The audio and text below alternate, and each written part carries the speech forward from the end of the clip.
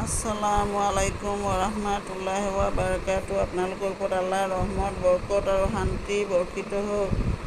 আউযু বিল্লাহি মিনাশ শাইতানিৰ ৰাজিম। বিসমিল্লাহিৰ ৰহমানিৰ ৰহিম।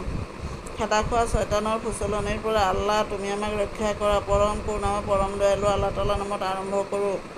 আজি সূৰা আল হাদীদ অৰ্থ লোহা সূৰাটোৰ 13 নম্বৰ আয়াত পঢ়ি শুনাব খুজিছোঁ। আশা কৰোঁ আপোনালোকে শুনি অশেষ সৱাব অৰ্জন কৰিব পাৰিব। The Quran is the words of Allah.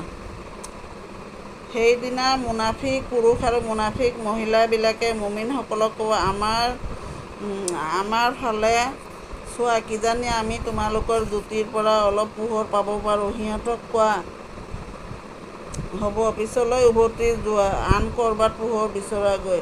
ইয়াৰ পিছত তেওঁলোকৰ মাজত এখন প্ৰাচীৰ কৰি দিয়া হ'ব আৰু তাত এখন দুৱাৰ থাকিব। সেই দুৱাৰৰ ভিতৰৰ ফালে থাকিব কৰুণা আৰু বাহিৰৰ ফালে থাকিব শাস্তি। সমাপ্ত।